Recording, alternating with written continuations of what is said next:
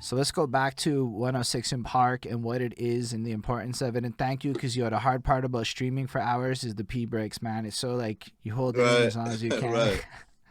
So yeah, go back to 106 in Park if you want. If you that was All right, awful. so 106. All right, 106 in the beginning. It's a countdown show.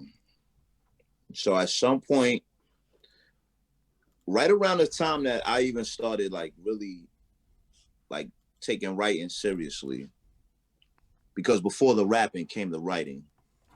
So before I take the rapping serious, I'm writing because I understand practice. You had Freestyle Friday, which before we get into this, I feel like it doesn't get enough props because there was one point in time where Freestyle Friday was the only consistent battle medium. And part of I blame BT for part of that, but that's a whole nother discussion. Right, So right. let's talk about 2001 when there's Freestyle Friday. So you have uh two rappers, three judges, a DJ drops a beat, they battle. This is a battle. You know what I mean? And the classic terms of what a battle is, and that's two MCs going at each other. So in the beginning, it was like Jin and Poster Boy in the beginning. If y'all not familiar with who they are, Wait, Jin? Jin was a Jin Like was the an one Asian that American. I know who Jin is. Okay, so Okay. Jin is one of the guys. I don't know a lot about battle rap. I'm gonna be real, but when I was in CEGEP, which is our in between of high school and it's Quebec thing, it's whatever. I'm about 20, 18 at that age.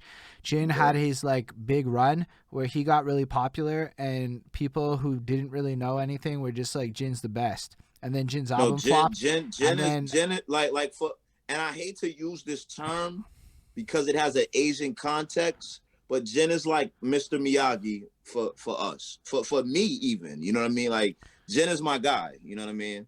So basically, you got Jen. So Jen, you could easily pass it off as, oh, he's Asian, so whatever he does is like he only has to do it half as good because he's Asian, and it's like almost like I might get in trouble for this, but like when a girl plays basketball, you know what I mean? Like she doesn't have to necessarily be like the best, but she's doing something that you're not accustomed to seeing a female do. But right. Jen is fucking he's transcending the stereotypes and he's dead fucking nice. So he goes 7 times. And not only does he do that, he does smack battles. He battled in Puerto Rico. He won a fucking car in Puerto Rico battling. Um, Okay. but this is so now we're getting to see where this platform could possibly take you. So you have Jen, you have Poster Boy. They have this thing where if you win 7 times, you're in the 106 in Park Hall of Fame. That was the early 2000s. By the time 106 came about for me, once again, I'm in Philadelphia. I have a child. I got responsibilities. I don't give a fuck about that shit. I'm trying to put a couple dollars in my pocket. I could care less about 106 in Park. But they did this thing at the time. It was called March Mayhem. March Madness is the basketball shit. Yeah, Yeah. so they called that March Mayhem, where Okay. they brought back all the champions. Everybody that had won 7 times, they brought them back. And if you won that, you were the grand champion, and they had all these prizes for you and so forth and so on. So a friend of mine calls me and she tells me that I should audition for 106 in Park. Now, mind you, because I didn't really get into this because I don't really like to glorify it because I'm older now and it's just a blessing that I'm even still here. I did a lot of shit. I did things in the streets. So my content is reflecting that. And I didn't think I could go on 106 in Park and be successful because it was kind of like some kitty bubblegum shit.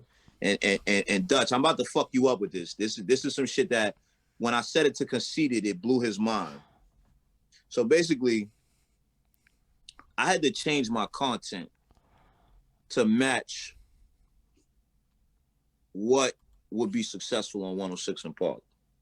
By this time, Loaded Lux had been on there. Immortal Technique was on there. He had Okay. Immortal Technique actually lost the Poster Boy, but look at how he turned that into something prosperous for him. Hell Rel was on there. A lot of people was on there. But these people, these names that I'm naming, they lost on there. So I say, how do I win on here? So I started studying it. Woo. How to win on 106. I started studying, basically, like my friend told me about it, because I can't leave this part of the story out. There was like a deadline to RSVP for it. And by the grace of God, she called me on the day of the deadline, and I was walking into the gym at my job, and they had a computer there for me to RSVP at. So I RSVP'd for the audition, because you had to RSVP to even audition. Fair And enough. this is the part that I'm telling you that fucked. When I told Conceited this, I studied Dirtbag Dan, Caustic, and God Bless the Dead, Cadillac Ron. If I'd have never told crazy. you, I don't know if you That's know crazy. That is very crazy. That is insane, yo. Listen, That's those were Holden, like that's not what you would think. Like knowing I don't know what that Bones means. You just said a and bunch of knowing names his to me. style is Right. just like those names. It'd be You'd have like never thought it. let's were to say, yeah, like let's were to say Holden. So you're Aesop Rock fan, right? If Yes. Aesop Rock were to tell you that his three main influences were like fucking, like I don't know, fucking. Trying to think of the most commercial shit, Poppy. You know, like fucking Kids on the Block, Backstreet Right. Boys, and NSYNC. You'd be like, well, what? Right. It's very, Right. very polar opposite than what Right. he's known for. You know what I mean? But So- I'll tell you But this. it's also very smart because But they're this very, is- those are all talented guys. and Big and what I got from them was aggressive, very aggressive humor. So I knew that, okay, I could bring the aggression from what I do out here, but I can't bring that content.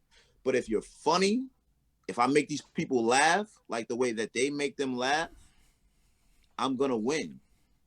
I'm gonna win this shit. And I was talking to somebody from Lux Block earlier today. I remember I was walking through 8th Ave where Lux is from, and I saw Loaded Lux, and I said, yo, it was funny because like this is a different era. This is New York City, and I'm looking at Lux, and this is before Lux was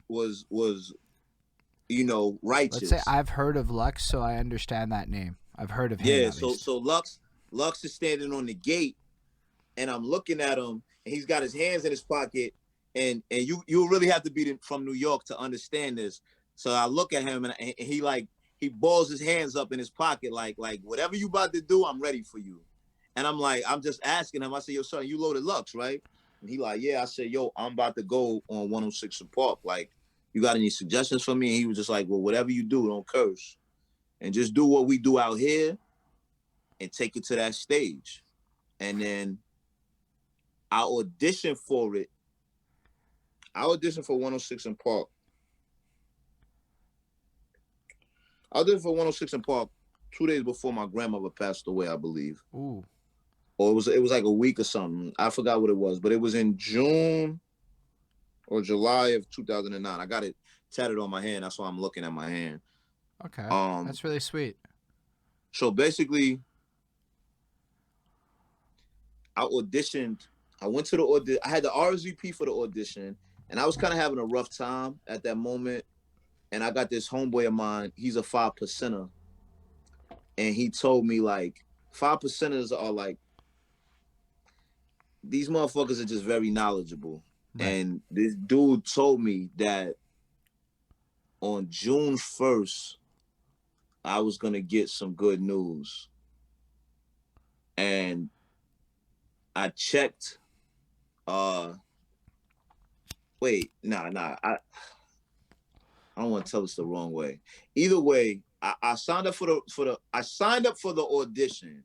Okay, this is what happened. I signed up for the audition, and the guy told me on June 1st you're gonna get some good news. And I thought he told me June 1st was gonna be a good day for me. And I thought I was gonna be walking down the street and find a bag of money. So June 4th comes and nothing happened. And I'm like, yo, this guy's a fucking weirdo. You know what I mean? Like, he didn't even know what he was talking about. And I checked my email like June 4th or June 5th, and that's when it told me to come audition for 106 in Park, which was later on, right before my grandmother died. And when I checked the email, it said that it had got sent on June 1st.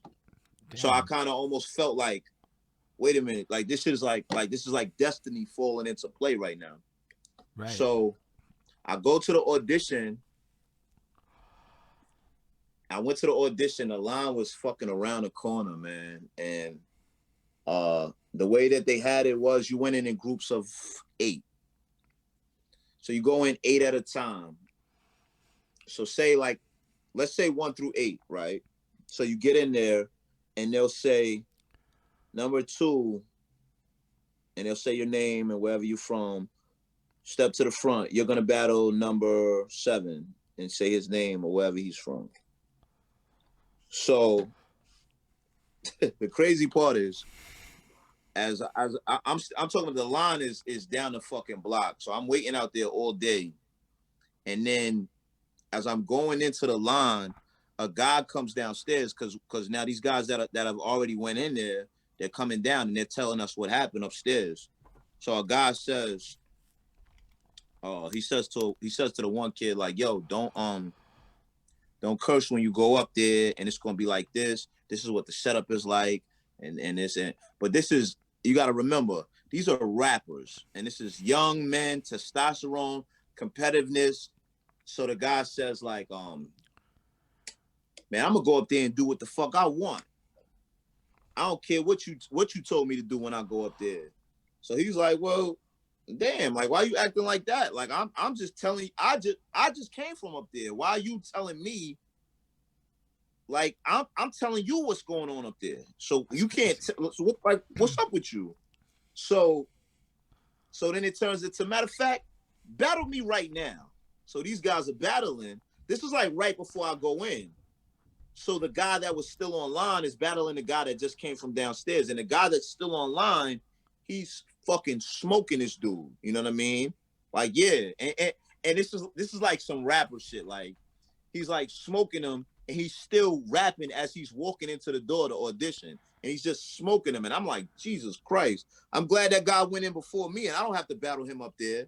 And then that wound up being one of the first guys I battled on 106 in Park, and I smoked him, by the way.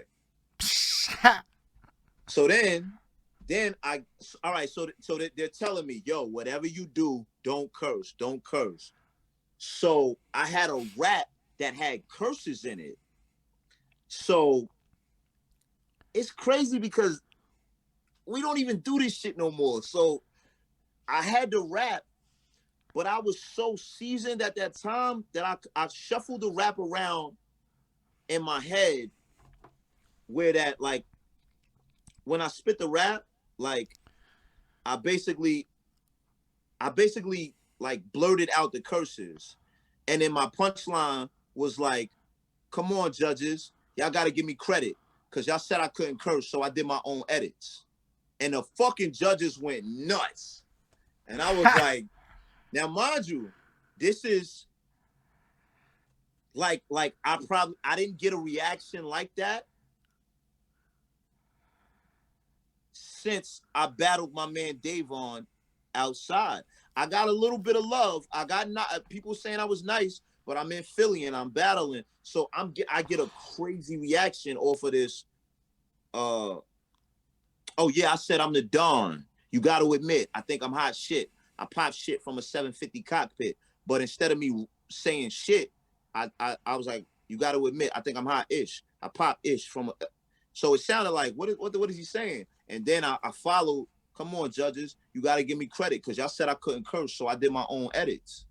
And then it's fire, dude. And so listen, so Yo, just to add to what you just said in terms of how hard that is to do, I had a story on a similar. I got asked to perform at this park, in public with kids, and so we were asked not to perform. And the guy who went on before me cursed, did it all bad, and was trying to make a whole Right. scene out of it. So now I got this extra pressure on me, right? Like we had Right. this guy who's already acting a bit of tomfoolery, and so I had to Right. go through it. I had 2 tracks ready to go, but then they're like, "Keep going." And I wasn't ready with that third one. When you're practiced and you're like ready for shit, but the thing is, that people Right. don't realize a lot of this is kind of muscle memory when you're like written it and shit. So Yeah. you're fucking going Yeah. through this thing, and if you wrote the word "fuck," it's like a real effort to not say it, right? That you have to think about a bit above it and beyond a is. regular. So when you're telling me you Right. did that, it really is like an extra effort that's worth the credit, right? And Because I'm it makes and it I'm so talking much harder. on the spot. I'm not one of those guys that's known for freestyling, Right. because they called it Freestyle Friday. We was battling for like I cannot come back to my neighborhood and lose on television, and let alone we was battling for money, a spot in the BT cipher. I'm going up there spitting writtens. Like fuck that. I got premeditated rebuttals. I might slide one bar in there, but I'm going up there with writtens. But basically, when I did the audition, the guy said to me, he said to the whole crowd, like, a lot of times people come in this room and they could rap, but everybody's not going to rap as good as Bones when it's time to get on television.